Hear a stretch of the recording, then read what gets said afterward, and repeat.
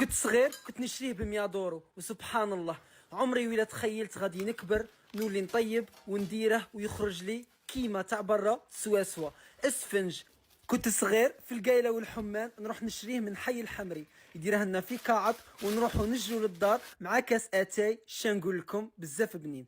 هنا في قصعه نديروا 2 كيسان تاع ما، الكاس تاع والد، مغرف خميرة الخبز، مغرف سكر ومغرف خل، نخلطوا كلش نغطوهم ونخلوهم يريحوا 5 دقائق.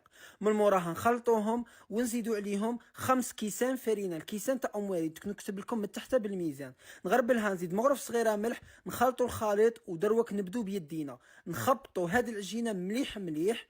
مور ما نخبطوها غايه نغطوها ونخلوها تريح 15 دقيقه. من موراها نعروا عليها نعاودوا نخبطوها للمره الزوجه ونغطوها نخلوها تريح نصف ساعه. انا دروك شا غادي ندهن يدي بالزيت مليح. انا درت السفنج تاعي درتها شويه كبير، نتوما من الاحسن ديروه صغير. العجينه قسموها على 10 ولا 12 خبزات باش يجيكم شويه صغير. جت 2 مقلات، واحده فيها الزيت قليل على نار تكون هاديه، والزوجه الزيت قوي على نار شويه متوسطه. مور ما طيب في المقله اللي تكون فيها الزيت ماشي بزاف وتنتفخ تمتم نرفدوها ونحطوها في المقله اللي فيها الزيت بزاف وحامي ونبدو نقلبوا. هذه هي الطريقه، تبعوا مليح الفيديو يخرج لكم واحد السفنج يا سلام كيما تاع برا سوا وخادمينها في داركم. يعني حاجه تاع الدار ما كانش منافس لها وبصحتكم.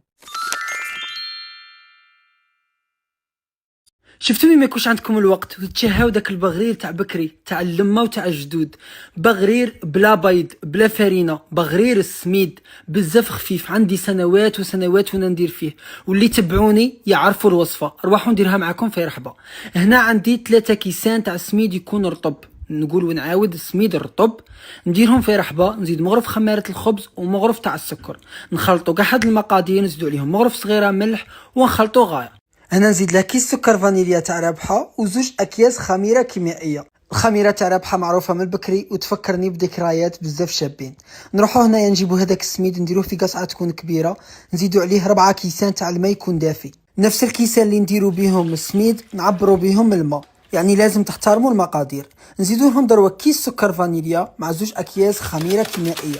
نخلطوا الاولى غير بالفوي، ودروك نروحو نجيبو برا ميكسر ولا بلاندر. انا طحنتهم الاولى بالبرا ميكسر ومن بعد زدت طحنتهم في البلاندر باش طاني نتيجه كيما هكا، يعني يجي خفيف ونطحن كاع داك السميد مع الماء.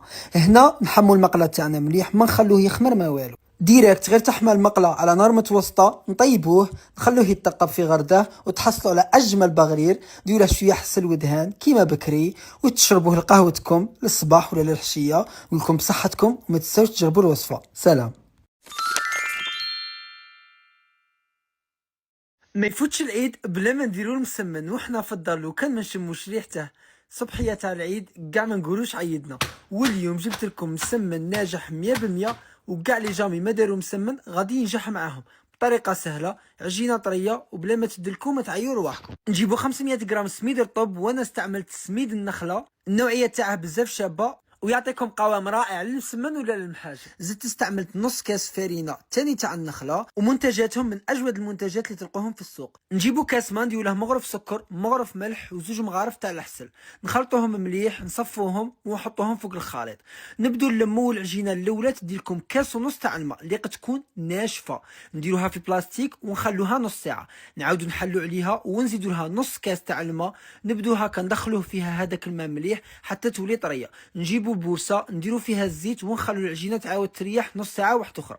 نجيبو هنا الخليط السحري اللي درت فيه شويه تاع المارغرين دايبه، شويه تاع الزيت وساشي تاع خميره كيميائيه. نحل هكا العجينه نشكلها كويرات ندهنها بالزيت، خليها تريح ساعه ساعتين، كل ما ريحتكم تعطيكم قوام الشباب.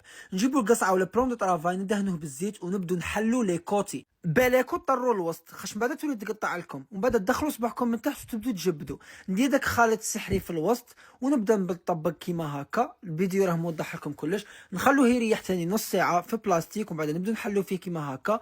نديروا الزيت في الطاجين تاعنا يكون ثقيل، ونبدو نقلبوا على نار قويه حتى يبدا يتورق يدي لون شباب، والزيت ينتفخ معاكم وتتحصلوا على اجمل مسمن ممكن توجدوه.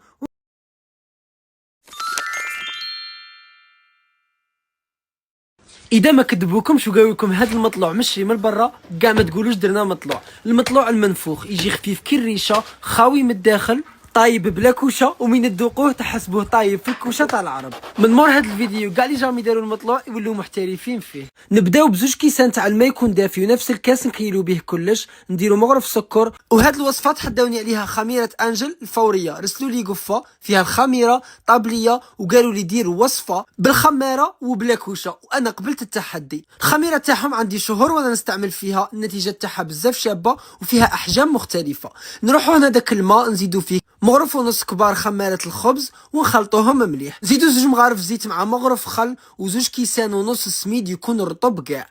نخلطو كاع هاد الخليط ونطحنوه بالبراميكسر ولا ديروه في الاشوار حتى ينطحن مليح. نغطوه ونخلوه يريح 10 دقائق. شوفوا كيفاش نتفخ معانا. نزيدو له السانوج مغرف ملح كبيره ونخلطو غايه ونلمو بالفرينه. انا الفرينه درت لي واحد زوج كيسان ونص هكا. العجينه اللي تكون شويه تلصق نخبطوها غايه ونخلوها تريح واحد 20 دقيقه حتى نص ساعه. مور ما تخمر معنا شفتوا النتيجه كيفاش طلعت وخمرت بالخوف. نقسموها على 4 كويرات بالاستعانه بداك السميد الرقيق. نخلوهم يريحوا دوك الكويرات ربع ساعه. نحلوهم هكا بيدينا نبسطوهم ونخلوهم يريحوا نص ساعه نغطوهم. نروحوا للطاجين. اهم حاجه اللي يكون حامي على نار تكون متوسطه الى عاليه شويه. غير يدير الفقاعات نبدو نقلبوا فيه حتى ينتفخ لنا ويدخل الهواء من الداخل. انا هذوك الاطراف درت لهم الشاليمو ويخرج معكم اجمل مطلوع منفوخ. جربوه على بالي غادي بزاف يعجبكم. سلام. اليوم غادي نصارحكم بواحد الحاجه اللي ما كنتوش تعرفوها عليا، واللي هي شكون اللي كان السبب باني دخلت مجال الطبخ، باني وليت نبغي نطيب. وان شاء الله هذا الفيديو يكون صدقه باش ترحموا عليها. نعقل كنت صغير داتني الام تاعي عند لا فامي تاعها، لقيناها دايره فطيره، يعني كاين اللي يقولوا لها تاني حرشه حنا في وهران. دايره واحد الفطيره جامي كليتها في حياتي. من داك النهار وانا قعدت نقول هذه كيفاش يديروا لها، نخمم ونقول حتى وليت نشوف الام تاعي ديرها في الدار. وليت نديرها بالتخبيه، كانت هي اول حاجه اللي درتها في حياتي وراني نعاود لكم فيها دروك. درت الفارينه 3 كيسان، الملح، خمارة الكاطو، ودرت نص كاس تاع الزيت، بسست مليح ولميت بالماء حتى ولات عندي عجينه طريه. قزمت العجينه تاعي هنا على 4 بهذه الطريقه ونديرهم دي بول. نرش الفاينه فوق سطح العمل وغادي نورق هاد العجينه تاعي. العجينه ما تكون غليظه ما تكون رقيقه، تكون متوسطه. الطاجين هذا اول مره درت فيه الفطيره ودروك راني نعاود فيه تاني. هو هذا الطاجين عندنا قديم بالبزاف يا حسراه، بقاو غير لي سوفونير. هنا درت الفطيره تاعي على نار متوسطه وطيبتها وهايله راهي واجده، تجي بزاف بنينه. وكل ما ندوقها نتفكر هذاك النهار اللي رحت فيه عندها. الله يرحمها والله يغفر لها ويا ربي يوسع عليها في قبرها. دعوا لها بالرحمه.